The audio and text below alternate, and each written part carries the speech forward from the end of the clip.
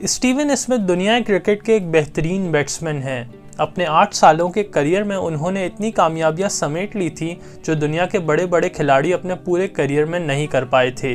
लेकिन ना जाने एक मैच जीतने की आरजू में वो एक ऐसी गलती कर बैठे जिसने उनके पूरे करियर को तबाह बर्बाद कर दिया।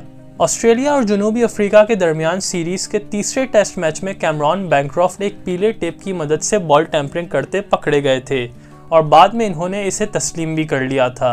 कप्तान स्टीवन स्मिथ ने इसे क़यादत का मंसूबा करार दिया, जिसके बाद इन्हें और नायब कप्तान डेविड वार्नर को फौरी तौर पर ओहदे से बरतरफ कर दिया गया। इंटरनेशनल क्रिकेट काउंसिल ने स्मिथ पर एक मैच की पाबंदी लगाई, लेकिन मामला सिर्फ यहाँ ना रुका और ऑस्ट्रेलियन क्रिकेट ने स्टीवन स्मिथ और वार्नर पर 1-1 साल और बैंक्रॉफ्ट पर 9 माह की पाबंदी आयद कर दी। साबिक ऑस्ट्रेलियावी कप्तान स्टीवन स्मिथ ने वतन वापसी पर एक प्रेस कॉन्फ्रेंस से खिताब में कौम से माफ़ी मांगी, जिसमें वो आबदीदा भी नजर आए। जिसके बाद ऑस्ट्रेलियावी कोच डैरेन लीमैन का ज़ब्त भी खत्म हो गया और इन्होंने भी टीम की कोचिंग छोड़ने का ऐलान कर दिया।